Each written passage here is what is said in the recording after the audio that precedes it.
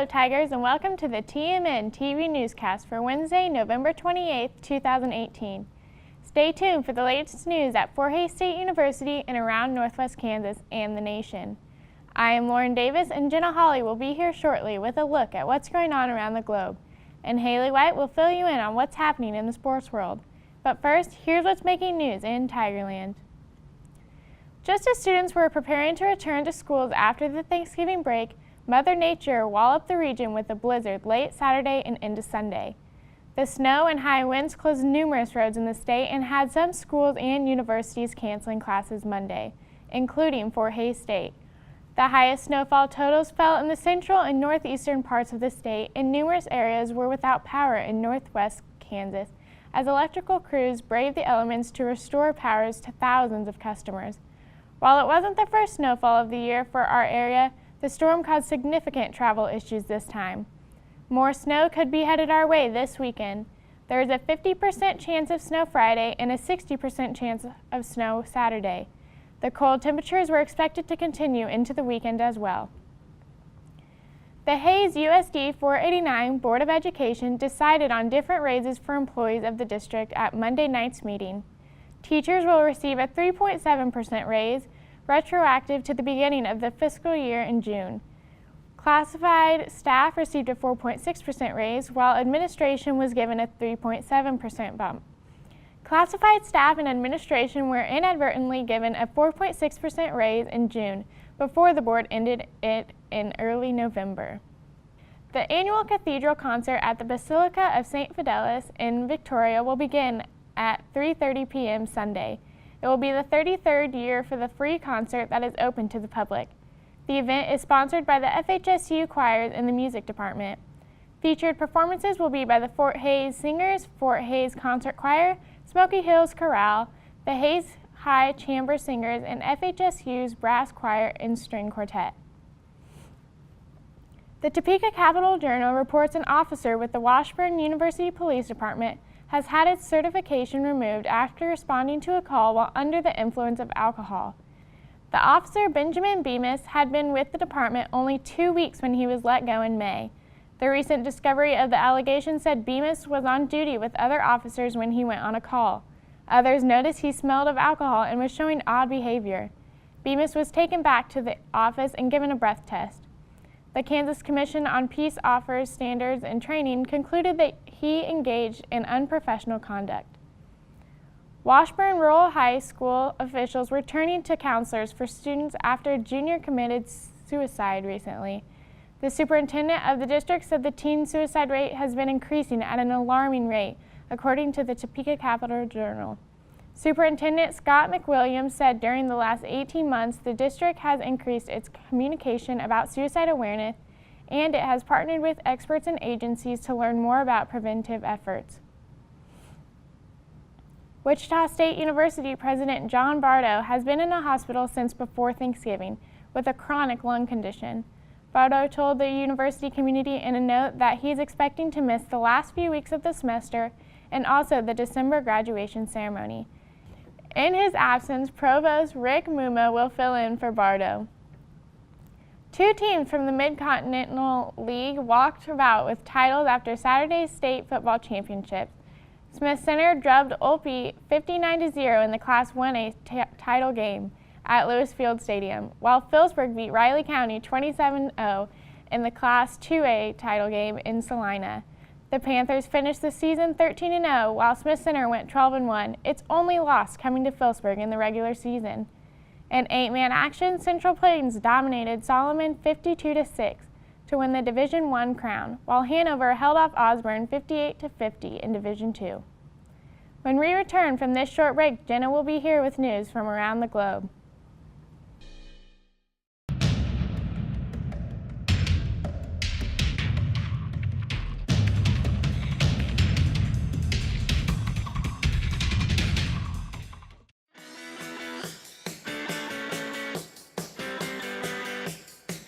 I think there's a perception out there that web and mobile application development is this field where you sit behind a computer all day and code. And that's not it at all, right? And there's even a perception out there that geek is bad. but I think students should embrace their inner geek. We don't code all day. We look at issues, we look at problems, and try to figure out the pieces of the puzzle and how to put them together to build things. I was able to learn JavaScript, HTML, CSS, PHP, just kind of the whole 9 yards with that. So I really enjoyed the full program that they offered here. Anything that you're interested in, the field of web and mobile application development, there's a value to. There's nothing like what we have in the informatics department. If you choose to take everything in the buffet that we offer, you'll be very well prepared for any type of job opportunity that's out there.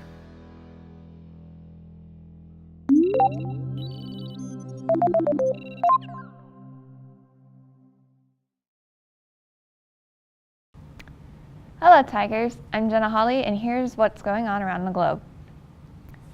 While the deadly California wildfires might be under control, those left in the wake of the massive blazes were left picking up what was left in the aftermath. The Camp Fire death toll rose to 88 early this week, with 203 people still missing. Officials have been combing sites of destroyed residencies looking for remains of homeowners. The Camp Fire has destroyed more than 13,000 homes, but was finally fully contained Sunday and is estimated to have damaged nearly $13 billion in real estate. The Woolsey Fire, according to new estimates, has destroyed nearly $6 billion in real estate. That fire in Southern California killed 3 people and destroyed more than 1,600 structures. President Donald Trump has vowed to stand by Saudi Arabia in regards to the killing of journalist Jamal Khashoggi, no matter what the CIA has concluded about Saudi's prince's involvement. Trump released a statement 2 weeks ago saying, "Our intelligence agencies continue to assess all information, but it could very well be that the Crown Prince had knowledge of this tragic event. Maybe he did, maybe he didn't." According to CBS News, the CIA has intelligence sustaining an assessment that the Crown Prince ordered Khashoggi's killing. A U.S. intelligence official says the president has been provided with the assessment on the matter.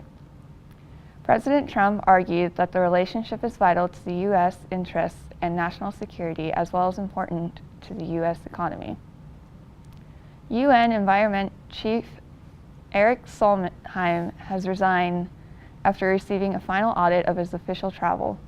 According to NBC News, a draft of the report found he traveled for 59 days out of the 668 days audited.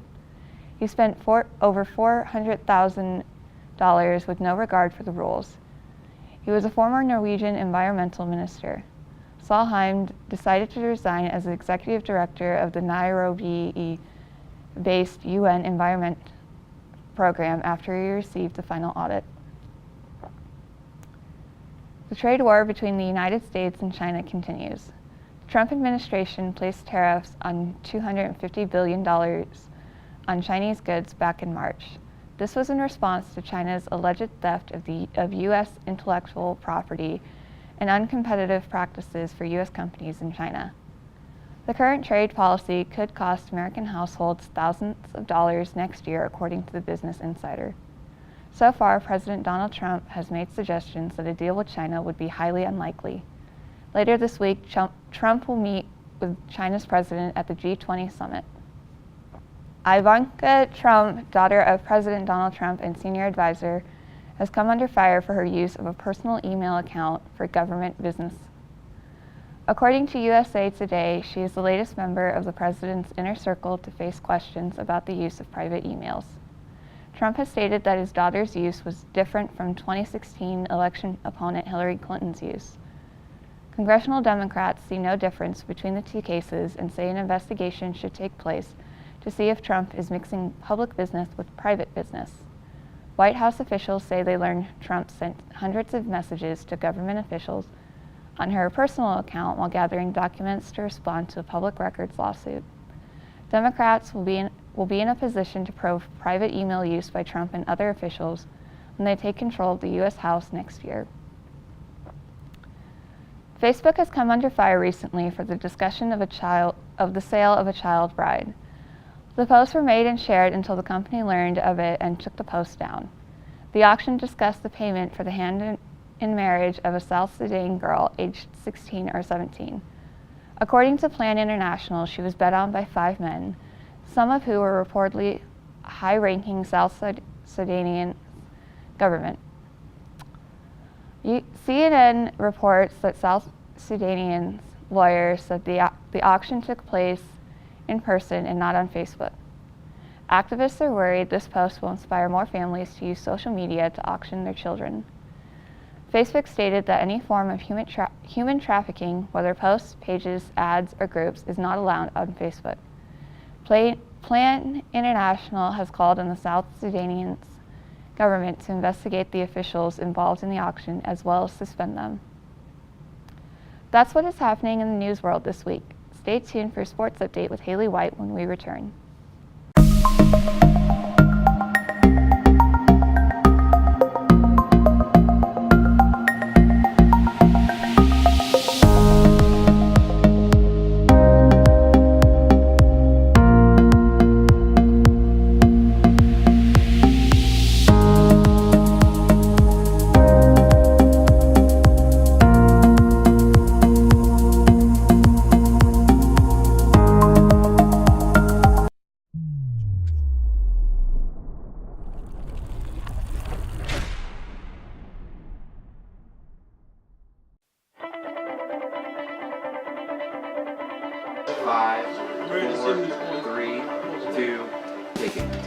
The Tiger Media Network is Fort Hays State University's independent student media organization. It's a student employment opportunity where you can work for either the news side or the sports side. So you can be on live sports production, which produces all of the live sports broadcasts that we do, or you could be on the news side and do news stories covering things on campus. So presidential announcements, student government association.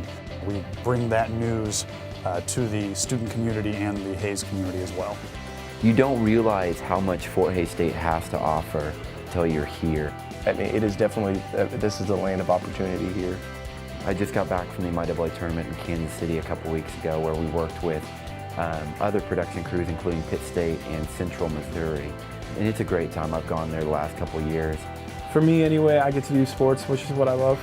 And if live productions is where that's at, this is the perfect place to do it. We have almost everything that you could possibly imagine. Tiger Media Network allows you the opportunity to take the skills you've learned and put them forward in a real world, real application setting that allows you to flourish and grow as a professional, and that will only help you and benefit you when you graduate and go into the real world workforce.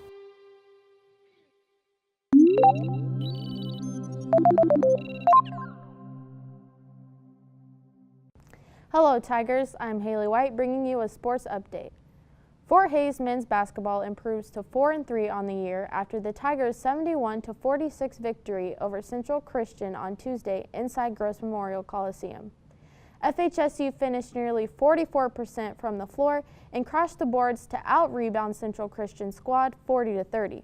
Conference play is right around the corner for the Tigers as they host Nebraska Kearney next Tuesday at 7:30 p.m. With 3 road wins added onto its record, FHSU women's basketball jumps into the top 10 in both NCAA D2 national polls. The Tigers sit at number 10 in the coaches poll and 8th in the media poll. The Tigers are also tied for the top spot in the D2 Media Central Region poll with conference rival Central Missouri. The women will begin play in December inside Gross Memorial for 6 consecutive games, beginning the first against Missouri Valley at 2 p.m. After an 11-7-2 overall record, 2 athletes of the Fort Hays women's soccer team earns honors to end the 2018 season on a high note. Senior midfielder Vianney Sanchez and freshman forward Kaylee Perkins were selected in the United Soccer's coaches All-Central Region team. Sanchez ended her senior campaign as the 3rd highest scorer of the season with 5 goals. She also accumulated 3 assists during her time on the field this year. Perkins led the Tigers in scoring with 8 goals and 7 assists, with 2 of those goals being game winners. 5 members of the men's soccer team received the same honor for the 2018 season. Forward Santiago Agudelo, midfielder Tobias Patino, defenders Raul Fierro and Luis Torres, and goalkeeper Fernando Pina. Previously named the MIAA Player of the Year, Agudelo put up impressive numbers throughout the season. He was the nation's leader with 26 goals and total points with 58. He's also the leader of shots per match, game-winning goals, and points per match. Agudelo also recorded 4 hat tricks throughout the season. Patino earns this honor for the first time in his career. The senior midfielder leads the team in assists with 10.